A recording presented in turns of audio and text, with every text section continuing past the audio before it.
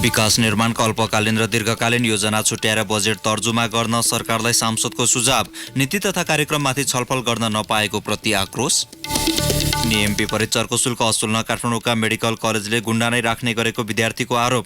वस्तुनिष्ठ छानबिन गर्न माग गर्दै संसदीय समितिमा उजुरी।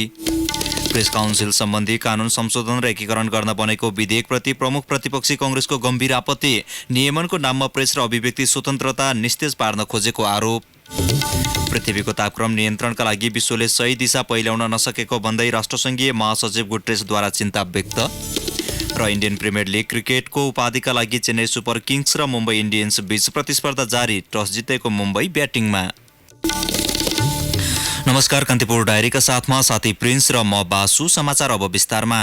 आगामी आर्थिक वर्ष 2076-77 को विनियोजन विधेयकका प्राथमिकता र सिद्धान्तमाथि प्रतिनिधि सभामा छलफल सुरु भएको छ। अर्थमन्त्री युवराज खतिवडाले गत शुक्रबार पेश गर्नुभएको विनियोजन विधेयकका प्राथमिकता र सिद्धान्तमाथि छलफल गरियोस् भन्ने प्रस्तावमाथि आजबाट छलफल सुरु भएको हो। छलफलका क्रममा प्रतिपक्षी दलका सांसदले मात्र होइन, सत्तारूढ दलकै सांसदले पनि विकास निर्माणका अल्पकालीन र दीर्घकालीन योजना छुट्याएर बजेट तर्जुमा गर्न सरकारलाई सुझाएका थिए। आगामी आर्थिक वर्षको बजेटको प्राथमिकता र लक्ष्य निर्धारणको प्रारूपबारे प्रतिनिधि सभामा प्री बजेट छलफल सुरु भएको छ। विकास निर्माणको खाका सहित नीति तथा कार्यक्रममाथि पर्याप्त छलफल गर्न नपाएको आक्रोश सांसदले पोखेका छन्। पूर्व प्रधानमन्त्री समेत रहेका समाजवादी पार्टीका अध्यक्ष बाबुराम भट्टराई नीति तथा कार्यक्रममाथि छलफल गर्न पाएको भए बजेटलाई प्रभावकारी बनाउन मद्दत पुग्ने तर्क गर्नुहुन्छ। हामीले यो सुझाव दिन पाएको भए नीति कार्यक्रममा नीति समेटिने थियो र बजेटमा त्यसलाई मूर्त रूपमा आउने थियो, त्यसैले यो उल्टो भयो भन्ने मलाई लाग्दछ। र यतिले मात्रै सायद पर्याप्त हुँदैन। सरकारवालाहरूसँग विभिन्न ढङ्गले सुझावहरू लिने, नयाँ विधि अडी लोकतान्त्रिक विधि, सहभागितामूलक विधि अपनाउन सके राम्रो हुन्थ्यो। अर्थ मन्त्रालयको समेत जिम्मेवारी सम्हालिसकेका भट्टराईले यसो भनिरहँदा प्रमुख प्रतिपक्षी दल कांग्रेसले भने यसअघिको जस्तो टुक्रे योजनालाई केन्द्र सरकारले प्राथमिकतामा राख्न नहुने बताएको छ। कांग्रेसका सांसद ज्ञानेन्द्र बहादुर कार्की अन्धाधुन्ध कनिका जस्तो बजेट छरेर भोटको राजनीतिलाई सुरक्षा गर्ने अस्त्रको रूपमा लिन लागेको छ। यस कुराको म मुलुकको गम्भीर ध्यान आकर्षित गराउन चाहन्छु। बेरोजगारी, न्यून उत्पादन र व्यापार घाटा मुलुकको प्रमुख समस्या भएकाले उत्पादन बढाउने योजना बनाई बजेट विनियोजन गर्न सरकारलाई सत्तारूढ दलका सांसदले सुझाएका छन्। आधार तयार नभएका आयोजनामा बजेट विनियोजन गर्दा लागत बढ्ने तर्क गर्नुहुन्छ पूर्व अर्थमन्त्री समेत रहेका नेकपाका सांसद सुरेन्द्र पाण्डे। उत्पादनमूलक क्षेत्रमा लगानी बढाउन सरकारले विशेष प्राथमिकता दिनुपर्ने पाण्डेले बताउनुभयो। व्यापार घाटा घटाउनको लागि कुन चाहिँ वस्तुको उत्पादन गर्ने, सबै वस्तु उत्पादन गर्ने या केही वस्तुबाट उत्पादन सुरु गर्ने? यदि यसमा प्राथमिकीकरण भएन भने हामी सबै वस्तु उत्पादन गर्ने भएर जान्छौँ भने कहिले पनि हामी माथि चढ्न सक्दैनौँ, एउटा टार्गेटमा पुग्न सक्दैनौँ। कृषिको औद्योगिकीकरण, रुग्न उद्योग सञ्चालन, विदेशी मुद्रा आयातका लागि प्राथमिकताका क्षेत्र निर्धारण गर्न राजपाको सुझाव छ। बजेटले प्राथमिकता निर्धारण गर्न नसके आगामी आर्थिक वर्ष पनि अघिल्ला वर्षभन्दा फरक नहुने राजपाका सांसद लक्ष्मणलाल कर्णको भनाइ छ। गाउँबाटै विकास गरौँ भन्ने कुरा सोचिराखेका छौँ भने त्यसको निगरानी आवश्यक छ, त्यसको ऐन कानून आवश्यक छ, निर्देशिका आवश्यक छ। यो सम्पूर्ण कुरा गरेनौँ भने हाम्रो पैसा बेकार व्यर्थमा गइराखेको हुन्छ। सत्ता साझेदार दल समाजवादी पार्टीका सह अध्यक्ष राजेन्द्र श्रेष्ठले बजेट मार्फत केन्द्रले प्रदेश र स्थानीय तहमा दायित्व हस्तान्तरण गर्नुपर्ने सुझाव दिनुभयो। सम्पूर्ण रूपमा केन्द्रीकृत रूपले चाहिँ लिएर तल चाहिँ अनि थोरै दिने प्रक्रियाले गर्दाखेरि यो समस्या उत्पन्न भएको छ। यस कुरामा आगामी बजेट हेरेर मात्रै भन्न सकिन्छ। आगामी आर्थिक वर्षको विनियोजन विधेयकका प्राथमिकता र सिद्धान्तमाथि छलफल चलिरहँदा सांसदले अल्पकालीन र दीर्घकालीन योजना छुट्याउन सुझाव दिएका छन्। संसदमा पेश भएको विनियोजन विधेयकमा उल्लेखित नीति कार्यक्रम र प्राथमिकता बारे जानकारी दिँदै अर्थमन्त्री युवराज खतिवडा सरकारी खर्च प्रणालीलाई परिणाममुखी तुल्याउँदै उपलब्ध वित्तीय साधनको न्यायोचित बाँडफाँड गरिनेछ। आयोजनाहरूको प्रतिफल र प्रभावकारिताको आधारमा मात्र बजेट विनियोजन गर्ने प्रणालीको विकास गरिनेछ। आयोजना व्यवस्थापन क्षमतामा सुधार गरी पूर्वाधार विकासलाई तीव्रता दिइनेछ। बजेटमा सरकारको प्राथमिकता निर्धारण र त्यसलाई व्यवस्थित बनाउने सांसदको सुझाव सुन्दा जनताका लागि विकास र समृद्धि टाढा छैन। तर यसअघिका बजेट कार्यान्वयनको पाटोलाई हेर्ने हो भने सन्तोष मान्न सकिन्न। प्रत्येक वर्षको महत्वाकांक्षी बजेटलाई आर्थिक वर्षको अन्त्यमा मापन गर्दा आशातीत परिणाम आउन नसकेपछि सरकारी आश्वासन र नारा फोस्रा साबित बन्ने गरेका छन्। रेडियो कान्तिपुरका लागि बासु खड्का।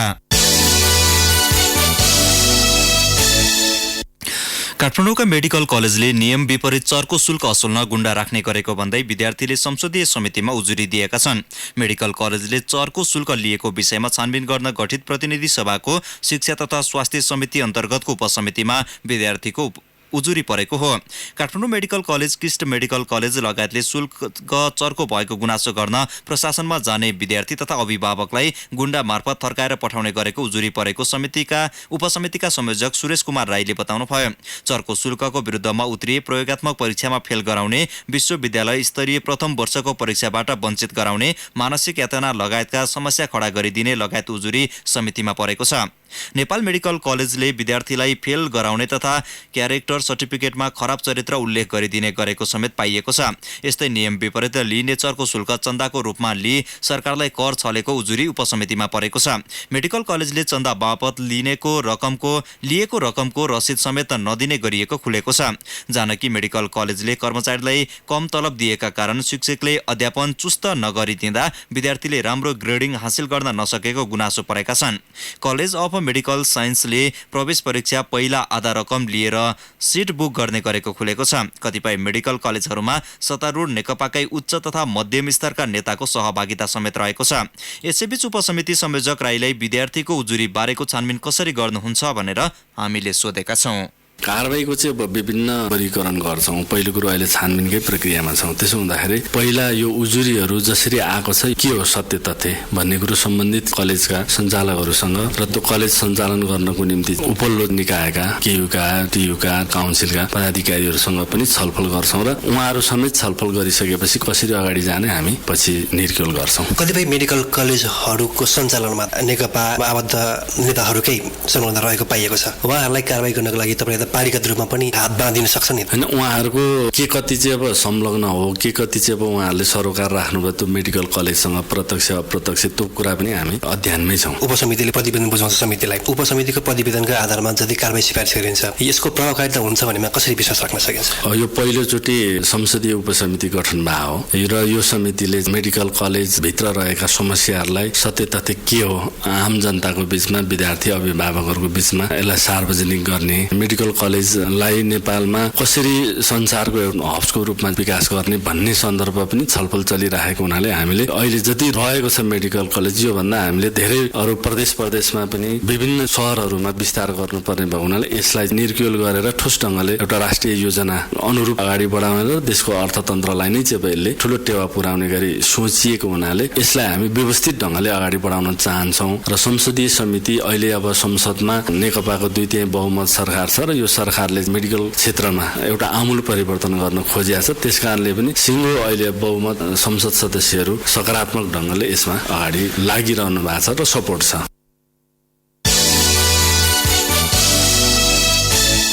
प्रधानमन्त्री केपी शर्मा ओलीले लुम्बिनीलाई अन्तर्राष्ट्रिय शान्ति सहरका रूपमा विकास गर्ने बताउनु भएको छ। भियतनामको औपचारिक भ्रमणमा रहनुभएका प्रधानमन्त्री केपी शर्मा ओलीले संयुक्त राष्ट्रसङ्घीय वैशाख सम्मेलनलाई सम्बोधन गर्दै लुम्बिनीलाई अन्तर्राष्ट्रिय शान्ति सहरका रूपमा विकास गर्ने नेपाल सरकारको योजना रहेको बताउनुभयो। Buddha, Buddhism and Lumini are inseparable. Buddhism cannot be disassociated from Buddha. It also cannot be disassociated from Lumbini. To understand Buddha, it is important to understand Lumbini. Visit to Lumbini is therefore once in a lifetime experience for those who follow Buddhism and those who admire its grandeur. The birthplace of Buddha welcomes you with boundless affection. प्रधानमन्त्री ओलीले लुम्बिनी भ्रमणका लागि अन्तर्राष्ट्रिय समुदायलाई आग्रह समेत गर्नुभएको छ। बौद्ध धर्मावलम्बीको पवित्र स्थल लुम्बिनी भ्रमणबाट मात्रै बुद्धत्व बुझ्न सकिने उहाँको भनाइ थियो। I take this opportunity to extend a cordial invitation to you all in Nepal. To ease your travel, we are going soon to complete the works for the Gautam Buddha International Airport, which is about 20 kilometers east from Lumbini, and bring it into operation. Lumbini's development is in our priority. We have a plan to develop Lumbini as an international peace city and a revered place for all humanity, for all Buddhists across the world, and for those who have interest and belief in the principles led by Buddha. प्रधानमन्त्री ओलीले अर्को वर्ष हुने सम्मेलन लुम्बिनीमा गर्ने घोषणा समेत गर्नुभयो। अर्को वर्ष वैशाख सम्मेलन नेपालले आयोजना गर्ने भएकाले प्रधानमन्त्री ओलीको सम्बोधनलाई अर्थपूर्ण रूपमा हेरिएको छ। भियतनामको उत्तरी प्रदेश हानाममा जारी सम्मेलनमा 110 राष्ट्रका 1600 प्रतिनिधिको सहभागिता रहेको छ। 3 दिने सम्मेलनमा भाग लिन संयुक्त राष्ट्रसङ्घका उपमहासचिव सहित विभिन्न मुलुकका राष्ट्र तथा सरकार प्रमुख भियतनाम पुगेका हुन्। कान्तिपुर डायरीमा अब ब्रेकको पालो। कान्तिपुर डायरीमा अब बाँकी प्रसङ्ग। प्रमुख प्रतिपक्षी दल नेपाली कांग्रेसले प्रेस काउन्सिल सम्बन्धी कानून संशोधन र एकीकरण गर्न बनेको विधेयकप्रति गम्भीर ध्यानाकर्षण भएको जनाएको छ। सरकारको कदमले प्रेस स्वतन्त्रतामाथि गम्भीर खतरा उत्पन्न भएको ठहर गर्दै कांग्रेसले विधेयकका विरुद्ध संसदमा खर उत्रने निर्णय गरेको छ। ललितपुरको सानेपा स्थित पार्टी कार्यालयमा आज पत्रकार सम्मेलन गर्दै कांग्रेसले प्रेस काउन्सिल सम्बन्धी विधेयक संविधानको भावना र मर्म प्रतिकूल रहेको जनाएको छ। कांग्रेसद्वारा जारी विज्ञप्तिमा भनिएको छ, संविधान र मानवाधिकार घोषणा पत्रले तय गरेका मान्यता प्रतिकूल सञ्चार ऐनहरू बनाएर प्रेस र अभिव्यक्ति स्वतन्त्रता निस्तेज र नियन्त्रण गर्ने श्रृङ्खलालाई सरकारले निरन्तरता दिएको छ। संसदमा प्रस्तुत भएका र प्रस्तुत हुने क्रममा रहेका प्रेस अभिव्यक्ति स्वतन्त्रताका विरुद्ध सबै विधेयकहरूलाई गम्भीर ढङ्गले लिएको कांग्रेसले जनाएको छ। धनकुटामा प्रदेश 1 का मुख्यमन्त्रीको सम्पर्क कार्यालय आजदेखि सञ्चालनमा आएको छ। मुख्यमन्त्री शेरधन राईले आज औपचारिक रूपमा सो कार्यालयको उद्घाटन गर्नुभएको हो। साबिकको क्षेत्रीय प्रशासन कार्यालयको भवनमा सम्पर्क कार्यालय राखिएको छ। सल्यानको छत्रेश्वरी गाउँपालिका स्थित सामुदायिक वनमा लागेको डढेलोका कारण थप 1 जनाको मृत्यु भएको छ। घरबाट 5 दिनदेखि बेपत्ता भएका शारदा नगरपालिका 9 दुबेरी चौरका 62 वर्षीय गोवर्धन पुन कापल नेटी सामुदायिक वनको 300 मिटर तल मृत अवस्थामा भेटिएका हुन्। सामुदायिक वनमा लागेको डढेलोका कारण उनको जलेर मृत्यु भएको जिल्ला प्रहरी कार्यालय सल्यानका प्रहरी निरीक्षक पञ्चलाल गोलेले बताउनुभयो। यो सँगै डढेलोको कारण जलेर मृत्यु हुनेको संख्या 2 पुगेको छ। यसैबीच सामुदायिक वनमा लागेको डढेलोले घर जलेपछि सल्यानको छत्रेश्वरी गाउँपालिका 6 रामकाँडाका 6 परिवार खुला चौरमा बस्न बाध्य भएका छन्। नेपाली सेनाको उपरथी पदमा पदोन्नति भएका निरञ्जन कुमार श्रेष्ठलाई प्रधान सेनापति पूर्णचन्द्र थापाले दर्जानी चिन्ह प्रदान गर्नुभएको छ। सैनिक मुख्यालय जङ्गी अड्डामा आयोजित एक समारोहका बीच प्रधान सेनापति थापाले श्रेष्ठलाई दर्जानी चिन्ह प्रदान गर्नुभएको हो। गत 23 गते बसेको मन्त्री परिषद बैठकले श्रेष्ठलाई सहायक रथीबाट उपरथीमा बढुवा गरेको थियो। सैनिक मुख्यालयले उपरथी श्रेष्ठलाई उपत्यका प्रेतनाको जिम्मेवारी दिएको छ। यसैबीच पदोन्नति भएका 3 जना प्रहरी नायब महानिरीक्षक डीआईजीले आज दर्जानी चिन्ह पाएका छन्। प्रहरी प्रधान कार्यालयमा आयोजित एक कार्यक्रमका बीच प्रहरी महानिरीक्षक सर्वेन्द्र खनालले प्रशासनतर्फका विश्वराज पोखरेल तथा प्राविधिक तर्फका डाक्टर रामकृष्ण राज भण्डारी र विजयराज श्रेष्ठलाई डीआईजीको दर्जानी चिन्ह प्रदान गर्नुभएको हो। बढुवा सिफारिसमा परेका उनीहरूलाई गृह मन्त्रालयले मन्त्री स्तरीय निर्णय गर्दै गत शुक्रबार एसएसपीबाट डीआईजीमा बढुवा गरेको थियो। महानगरीय प्रहरी परिसर काठमाडौँ र उपत्यकाको 3 जिल्ला हेर्ने क्षेत्राधिकार भएको महानगरीय अपराध महाशाखाले अपराध नियन्त्रणमा एकजुट भएर लाग्ने प्रतिबद्धता जनाएका छन्। दुई निकायबीच राम्रो सम्बन्ध र सहकार्य नभएको विषय पटक पटक सार्वजनिक भइरहँदा नयाँ आएका प्रहरी प्रमुखले एकजुट हुने सन्देश दिन खोजेका हुन्। काठमाडौँमा आज पत्रकार सम्मेलन गरी परिसरका प्रमुख उत्तम राज सुवेदी र महाशाखाका सहकुल थापाले संयुक्त रूपमा काम गरेर प्रहरीको साख बचाउने प्रतिबद्धता जनाउनु भयो। काठमाडौँ प्रहरी प्रमुख एसएसपी सुवेदी अपराध महाशाखा र परिसरले मिलेर काम गर्ने बताउनु भयो। यस्तै महाशाखाका एसएसपी थापाले मेचीदेखि महाकालीका अपराधी एकजुट हुँदा प्रहरीमा फुटको सूचना बाहिर आउनु राम्रो नहुने बताउनु भयो। अख्तियार दुरुपयोग अनुसन्धान आयोगले एकै दिन 3 जनालाई घुस रकमसहित पक्राउ गरेको छ। यस्तै 5 जना विरुद्ध आयोगले विशेष अदालतमा भ्रष्टाचार मुद्दा दायर गरेको छ। आयोगका प्रवक्ता प्रदीप कुमार कोइरालाका अनुसार बाँकीको राप्ती सोनारी गाउँपालिका स्थित लामीडाँडा सामुदायिक वन उपभोक्ता समितिका अध्यक्ष टिकाराम कामी र कोषाध्यक्ष दीपक खुना 5 लाख रुपैयाँ घुससहित पक्राउ परेका हुन्। यस्तै पश्चिम नवलपरासी स्थित नापी कार्यालयका नापी सर्वेक्षक छत्रबहादुर ठकुल्ला 20,000 घुस लिएको अभियोगमा कार्यकक्षबाटै पक्राउ परेका छन्। यसैबीच कैलालीको बेहडा बाबा उच्च माविका तत्कालीन प्रधान अध्यापक गोविन्दराज ओझा, विद्यालय व्यवस्थापन समितिका अध्यक्ष दरबानी राणा र लेखापाल गोपाल सेठी विरुद्ध आयोगले विशेष अदालतमा भ्रष्टाचार मुद्दा दायर गरेको छ। उनीहरू विरुद्ध आयोगले 11,42,000 बिगो माग गरेको छ। यस्तै काठमाडौँको लैनचौर स्थित प्रहरी किताबखानामा कार्यरत कम्प्युटर अपरेटर सुरज केसी विरुद्ध आयोगले 10,000 रुपैयाँ बिगो माग गर्दै भ्रष्टाचार मुद्दा दायर गरेको हो। कपिलवस्तुको कोटहीमाई प्राविका शिक्षिका नन्दनी श्रीवास्तव विरुद्ध पनि भ्रष्टाचार मुद्दा दायर भएको छ। कान्तिपुर डायरीमा अब दाङ डायरीको पालो।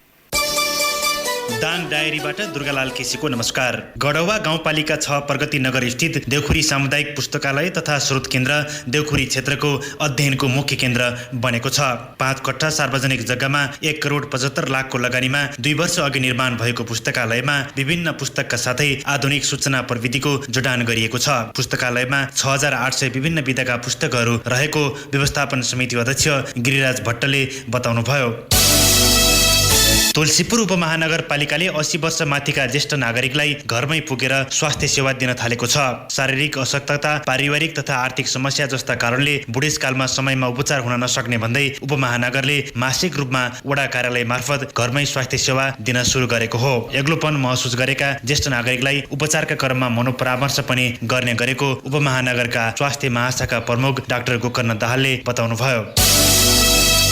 आर्थिक वर्ष सकिने लाग्दा पनि अधिकांश स्थानीय तहको खर्च निकै न्यून रहेको छ। कतिपय स्थानीय तहले 6% पनि खर्च गर्न सकेका छैनन्। धेरैजसो स्थानीय तहमा बढीमा 40% सम्म पुगेको छ।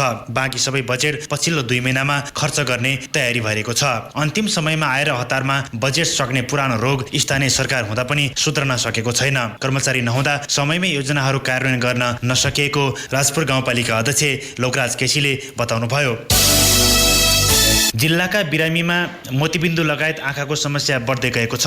आँखा उपचारका लागि जिल्लामा 50-50 शय्याका राप्ती आँखा अस्पताल, तुलसीपुर र लमई आँखा अस्पताल छन्। राप्तीसँग नियमित समन्वय गरेर उपचार गर्न बहादुरगञ्जमा 100 शय्याको अस्पताल छ। राप्ती र बहादुरगञ्जमा गरी यो वर्ष 2,82,539 बिरामीको उपचार भएको राप्ती आँखा अस्पतालका वरिष्ठ प्रशासकीय अधिकृत शमशेर थापाले बताउनुभयो। वर्षमा 2,37,125 बिरामीले नियमित अस्पताल र केन्द्रहरूमा उपचार गराएको र 45,414 ले स्वास्थ्य शिविरका क्रममा उपचार पाएको थापाले बताउनुभयो।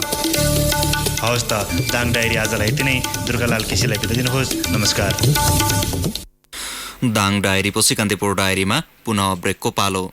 अब आर्थिक प्रसङ्ग। मकवानपुरमा निर्माणाधीन 14 मेगावाटको कुलेखानी तेस्रो जलविद्युत आयोजनाको संरचना तथा उपकरणको परीक्षण आगामी 15 दिनभित्र सकिने भएको छ। नेपाल विद्युत प्राधिकरणका कार्यकारी निर्देशक कुलमान घिसिङ सहित निर्माण स्थलमा आयोजना व्यवस्थापन, ठेकेदार र परामर्शदाता कम्पनी बीच विद्युत उत्पादन सुरु गर्नु अघि गर्नुपर्ने सम्पूर्ण परीक्षण 15 दिनभित्र सक्ने लक्ष्य निर्णय भएको हो। हालसम्म आयोजनाको मुख्य सुरुङ र पेनस्टक पाइपमा पानी हालेर गरिने परीक्षण सम्पन्न भइसकेको छ। विद्युत गृहमा टर्बाइन, जेनेरेटर लगायतका इलेक्ट्रोमेकानिकल उपकरणहरूको जडान करिब सम्पन्न भइसकेको कार्यकारी निर्देशक घिसिङले बताउनुभयो। साताको पहिलो दिन शेयर कारोबार मापक नेप्से परिसूचकमा सामान्य अङ्कले सुधार देखिएको छ। नेप्से परिसूचक 3.07 अङ्कले बढेर 1295.03 अङ्कमा पुगेको हो। कारोबार भएका होटल, वित्त, निर्जीवन बीमा कम्पनी र उत्पादन समूहको उपसूचक बढ्दा बाँकी 7वटामा गिरावट आयो। आज 84 करोड 77 लाख रुपियाँ बराबरको 26,69,059 किता शेयर किनबेच भएको नेपाल स्टक एक्सचेन्जले जनाएको छ। शनिमा बैंकको सबैभन्दा धेरै 1 करोड 64 लाख रुपियाँ बराबरको शेयर कारोबार भएको छ। अब अन्तर्राष्ट्रिय प्रसङ्ग। संयुक्त राष्ट्रसङ्घका महासचिव एन्टोनियो गुटेरेसले बढ्दै गएको पृथ्वीको तापक्रम नियन्त्रणका लागि विश्वले सही दिशा पहिल्याउन नसकेको भन्दै चिन्ता व्यक्त गर्नुभएको छ। न्युजिल्यान्डको भ्रमणका क्रममा प्रधानमन्त्री जसिन्दा आर्डेनसँगको भेटवार्तापछि सञ्चारकर्मीसँग उहाँले जलवायु परिवर्तनलाई सम्बोधन गर्न नसक्दा खतरा उत्पन्न भएको बताउनु भएको हो। गुटेरेसले भन्नुभयो, हामीभन्दा जलवायु परिवर्तनको गति तीव्र छ। पछिल्लो 4 वर्षमा विश्वको तापक्रम हालसम्मकै उच्च छ। सन् 2015मा भएको पेरिस सम्झौतामा विभिन्न मुलुकहरूले विश्व तापक्रमको वृद्धि दरलाई 1.5% सीमित पार्न पहल गर्ने प्रतिबद्धता जनाएका थिए। इरानका राष्ट्रपति हसन रुहानीले अमेरिकाले लगाएको नाकाबन्दीका कारण मुलुकको अर्थतन्त्रमा ठूलो धक्का लागेको बताउनु भएको छ। अमेरिकाले थप कडा बनाउँदै गएको नाकाबन्दीले अर्थतन्त्र नकारात्मक असर पर्दै गएको उहाँले बताउनु भयो।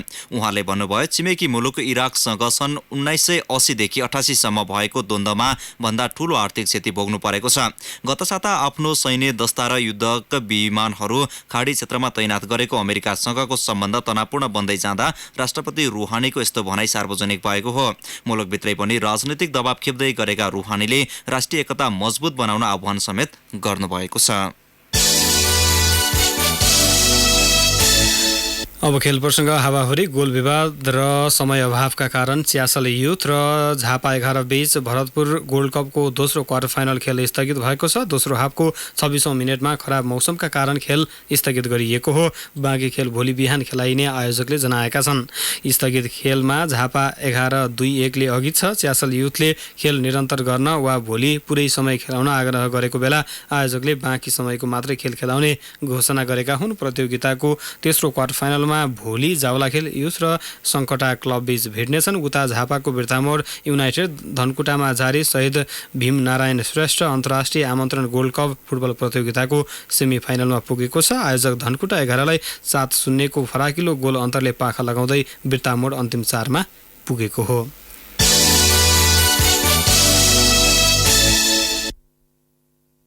इन्डियन प्रिमियर लिग क्रिकेट आइपिएलको फाइनल खेलमा मुम्बई इन्डियन्सले सम्हालिएको ब्याटिङ गरेको छ।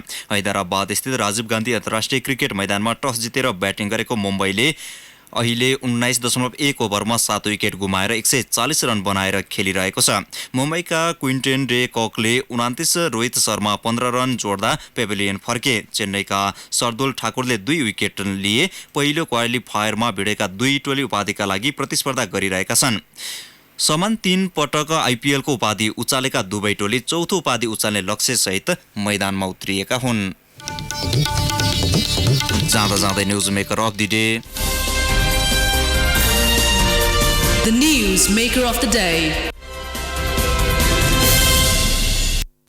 आगामी आर्थिक वर्ष 2076-77 को विनियोजन विधेयकका प्राथमिकता र सिद्धान्तमाथि प्रतिनिधि सभामा छलफल सुरु भएको छ।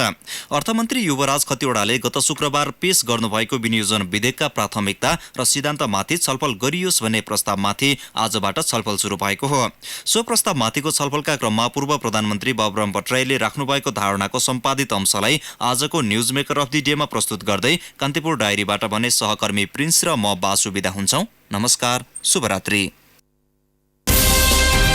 विभिन्न पक्षहरू मध्येमा कुनमा तत्काल जोड दिने हो। एउटा गतिमा आजको सुरुको अवस्थामा अर्थतन्त्रमा एउटा विषयमा जोड दिनु पर्ला, मध्यकालमा गएर अर्कोमा जोड दिनु पर्ला र पछिल्लो कालमा अर्कोमा जोड दिनु पर्ला। त्यसले प्राथमिकता भनेको चाहिँ विभिन्न आयामहरू मध्येमा कुन आयाममा चाहिँ अहिले तत्काल जोड दिने हो र त्यो क्रमशः त्यो चाहिँ हाम्रो प्राथमिकताले बदल्दै जाने हो भन्ने पनि कुरा हो। यसरी हेर्दा नीतिगत रूपमा यो वृद्धि र वितरण नै तत्काल अर्थशास्त्रका मूल पक्ष हुन्छन् र अहिले हामीलाई चाहिँ वृद्धि र वितरण दुईटै चाहिन्छ त भनियो, तर प्राथमिकता कुन हो? सुरुमा अहिले हामीले वृद्धिमा जोड हो कि वितरणमा जोड हो? मेरो विचार हामीले स्पष्ट ढङ्गले नलुकाइकन भन्न सक्नुपर्छ। हामीले अहिले वृद्धिमा जोड गर्ने हो, वितरणमा हामीले ध्यान दिने हो। यो प्राथमिकताको स्पष्टता चाहिँ आउनुपर्छ।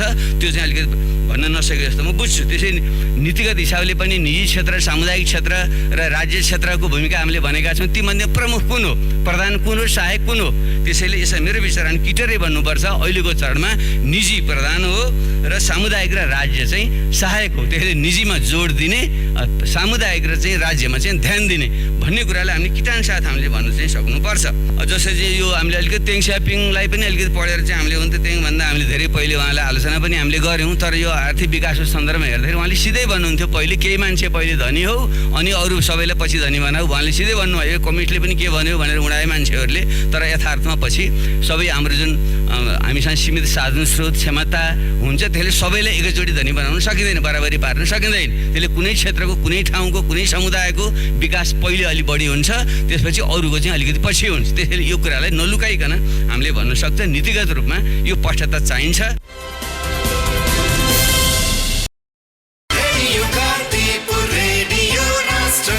सूचना र मनोरञ्जनको सम्वाहक रेडियो राष्ट्रको रेडियो कान्तिपुर।